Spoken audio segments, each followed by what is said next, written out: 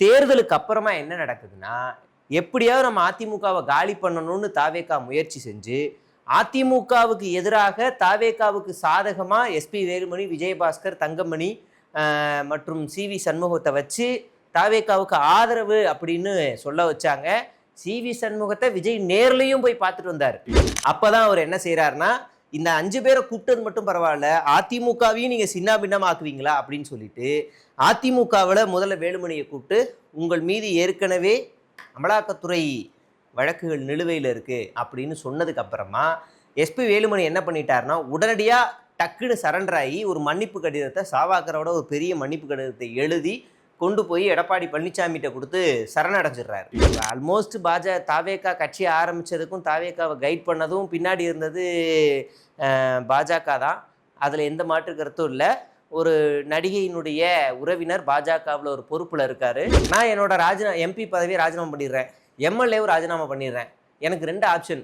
ஒன்று, உங்கள்கிட்ட ஜெயிச்ச எம்எல்ஏ வச்சு எனக்கு எம்பி பதவி, ராஜ்யசபா சீட்டு வாங்கி கொடுத்துருங்க.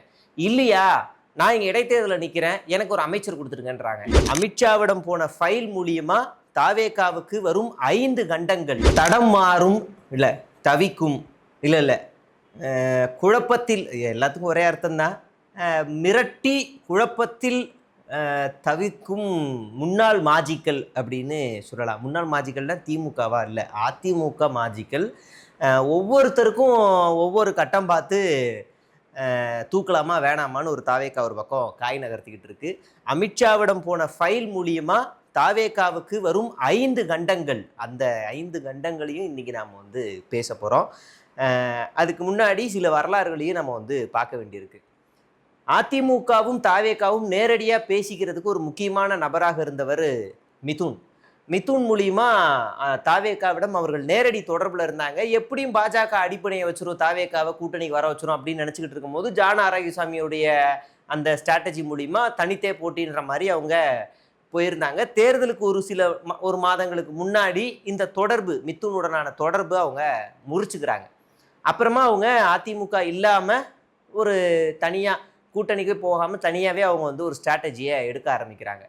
தேர்தலுக்கு அப்புறமா என்ன நடக்குதுன்னா, எப்படியாவது நம்ம அதிமுகவை காலி பண்ணணும்னு தாவேகா முயற்சி செஞ்சு, அதிமுகவுக்கு எதிராக தாவேகாவுக்கு சாதகமாக எஸ்பி வேலுமணி, விஜயபாஸ்கர், தங்கமணி மற்றும் சிவி சண்முகத்தை வச்சு தாவேகாவுக்கு ஆதரவு அப்படின்னு சொல்ல வச்சாங்க. சிவி சண்முகத்தை விஜய் நேர்லையும் போய் பார்த்துட்டு வந்தார். நேர்லையும் போய் பார்த்து, இந்த சோஃபாலாம் அதுக்கு முன்னாடி போச்சுல, அந்த நாளில் சொல்கிறேன், அது ஒரு ஞாபகத்துக்காக சொல்கிறேன். அப்படி பார்த்து இன்னைக்கு என்ன நிலைமை அப்படின்னா, இந்த 4 பேரையும் சும்மா விடுவாங்களா பாஜக?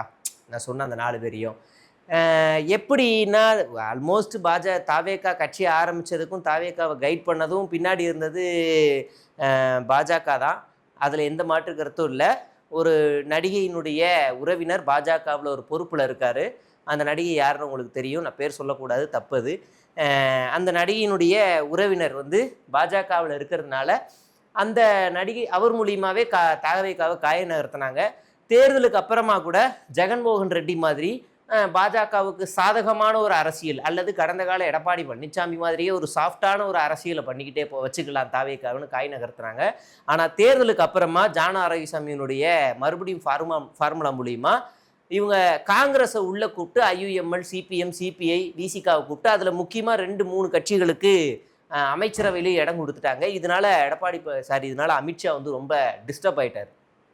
அப்போ தான் அவர் என்ன செய்கிறாருன்னா, இந்த 5 பேரை கூப்பிட்டது மட்டும் பரவாயில்ல, அதிமுகவையும் நீங்கள் சின்ன பின்னமாக்குவீங்களா அப்படின்னு சொல்லிட்டு அதிமுகவில் முதல்ல வேலுமணியை கூப்பிட்டு, உங்கள் மீது ஏற்கனவே அமலாக்கத்துறை வழக்குகள் நிலுவையில் இருக்குது அப்படின்னு சொன்னதுக்கு அப்புறமா எஸ்பி வேலுமணி என்ன பண்ணிட்டாருன்னா, உடனடியாக டக்குன்னு சரண்டர் ஆகி ஒரு மன்னிப்பு கடிதத்தை, சாவாக்கரோட ஒரு பெரிய மன்னிப்பு கடிதத்தை எழுதி கொண்டு போய் எடப்பாடி பழனிசாமிகிட்ட கொடுத்து சரணடைஞ்சிடுறாரு. ஆனால் கீழே விழுந்தாலும் மீசையில் மண்ணோட்டக்கூடாது, நாங்கள்லாம் வரவே மாட்டோம் அப்படின்னு பிடிவாதம் பிடிச்சிக்கிட்டு தங்கமணியும் சிவி சண்முகம் அவர்களும், அடுத்து விஜயபாஸ்கர் அவர்களும் இருக்காங்க. இதில் முக்கியமாக விஜயபாஸ்கர் தன்னுடைய ஆதரவாளர்கள்ட்ட அவர் என்ன சொல்கிறாருன்னா, எக்காரணத்து கொண்டு இனிமேல் நான் எடப்பாடி பழனிசாமி கீழே இருக்கவே மாட்டேன், ஒன்று நான் அரசியல் விட்டே விலகிறேன், இல்லை வேற கட்சிக்கு போகிறேன் அப்படின்னு சொல்லும்போது விஜயபாஸ்கரனுடைய உதவியாளர் என்ன சொல்லியிருக்காருன்னா, வாங்க நம்ம தாவேகாவுக்கு போயிடுவோம் அப்படின்னு சொல்லியிருக்காரு. இல்லை, அங்கே போகிறது பார்க்கலாம், என்னன்றது முடிவு பண்ணுவோம், திமுகவிலேயே நமக்கு அழைப்பு வருது, ஆனால் நம்ம வந்து கருத்தியலாக எது போகும், தாய் கழகமா இதுவான்னு பார்க்க வேண்டியிருக்கு அப்படின்னு ஒரு குழப்ப நிலையிலே இருக்காரு. இன்னொரு பக்கம் தாவேக்காவில் போகலான்னு அவங்க முயற்சி எடுக்கும்போது அங்கே முட்டுக்கட்டையாக இருக்கிறது ஜான ஆரோக்கியசாமி. ஏன் அப்படின்னா, ஜான ஆரோக்கியசாமி ஏற்கனவே எஸ்பி வேலுமணிக்கு ஒரு ஆலோசகராக வேலை செஞ்சவர் தான். எஸ்பி வேலுமணிக்கு ஆலோசகராக வேலை செய்யும் போது எஸ்பி வேலுமணி லாபி பண்ணி ஜான ஆரோக்கியசாமியை ஒட்டுமொத்த அதிமுகவினுடைய தேர்தல் ஆலோசகராக கொண்டு வரலாம் அப்படின்னு முயற்சி பண்ணும்போது அதுக்கு முட்டுக்கட்டை போட்டவர் விஜயபாஸ்கர். அதுக்கு பழிவாங்கும் விதமாக தான் இப்போ ஜான ஆரோக்கியசாமி முட்டுக்கட்டையை போடுறாரு. அப்போ இந்த பக்கம் போகிறதுல ஒரு தடுப்பு வருது. இப்போ இந்த விஜயபாஸ்கர் அவர்களில் தாவேக்காவில் கொண்டு வர்றதுக்கும் ஒரு ஆள் வேலை செய்கிறாங்க. அவங்க யாருன்னா, விஜயனுடைய நெருங்கிய தோழி ஒருத்தவங்க மருத்துவராக இருக்காங்க. அவங்க தான் இதுக்கு முக்கியமான லாபி பண்ணி எல்லா வேலையும் பண்ணிகிட்டு இருக்கிறாங்க. இப்போ விஜயபாஸ்கருக்கு இந்த பக்கம் போகிறதுல ஒரு எண்டு கார்டு விழுந்துருச்சு. ஆனால் ஜான ஆரோக்கியசாமி தாவேக்காவிலே இவரை கூப்பிடக்கூடாமல் இருக்கணும் அப்படிங்கிறதுக்கு காரணம் என்ன சொல்கிறாரு அப்படின்னா, இவர் மேலே ஏற்கனவே குட்கா வழக்கு இருக்குது, இவரை கூப்பிட வேணாம் அப்படின்னு சொல்லி சொல்கிறாரு. ஆனால் இங்கே பல கருத்துக்கள்லாம் வருது. கூப்பா கிருஷ்ணன் நம்ம கூப்பிடலையா, இந்த பக்கம் செங்கோட்டையன் அவர்களை கூப்பிடலையா, என்னங்க இதெல்லாம் கூப்பிடுவோங்க அப்படின்னு ஒரு கருத்துக்கள்லாம் வருது. இருந்தாலும் முட்டுக்கட்டை போடுறாங்க. சிவி சண்முகம் வந்து தாவேக்காவில் வச்ச டிமாண்ட் என்ன அப்படின்னா, நான் என்னோட எம்பி பதவியை ராஜினாமா பண்ணிடுறேன், எம்எல்ஏவும் ராஜினாமா பண்ணிடுறேன். எனக்கு 2 ஆப்ஷன். ஒன்று, உங்கள்கிட்ட ஜெயிச்ச எம்எல்ஏ வச்சு எனக்கு எம்பி பதவி ராஜ்யசபா சீட்டு வாங்கி கொடுத்துருங்க. இல்லையா, நான் இங்கே இடைத்தேர்தலில் நிற்கிறேன், எனக்கு ஒரு அமைச்சர் கொடுத்துருங்கன்றாங்க. இதுக்கு வந்து ஓகேன்னு சொல்லலை, நோன்னு சொல்லலை, ஆட்டிக்கிட்டு அவங்க வந்து அமைதியாகவே இருக்காங்க. அதனால் சிவி சண்முகம் சைலண்ட்டாக இருக்கார். இந்த நேரத்தில் திமுகவிலேருந்து ஒரு பேச்சு போயிருக்கு, இந்த மாதிரி நீங்கள் வந்து இந்த பக்கம் வந்துடுங்க, வன்னியர் சமூகத்தில் ஒரு முக்கியமான பெரும் பிரதிநிதி யாருமே நம்மகிட்ட இல்லை, நீங்கள் வந்தால் நல்லாயிருக்கும் அப்படின்னு சொல்லும்போது இவரும் ஆல்மோஸ்ட் ஓகேன்னு சொன்ன மாதிரியான ஒரு தகவல் வெளியாயிருக்கு. இதுக்கு நடுவில் மாட்டிக்கிட்டு இருக்கிறது தங்கமணி மட்டும்தான். எந்த பக்கம் போகலாம், என்ன பண்ணலாம், எடப்பாடி பழனிசாமிக்கிட்டே போயிடுவோமா, சமூக வாக்குகள்லாம் செதறுமா அப்படின்னு பல குழப்ப நிலைகளில் அவர் வந்து இருந்துக்கிட்டே இருக்கிறாரு. அடுத்ததா அமித்ஷாவிடம் வருவோம்.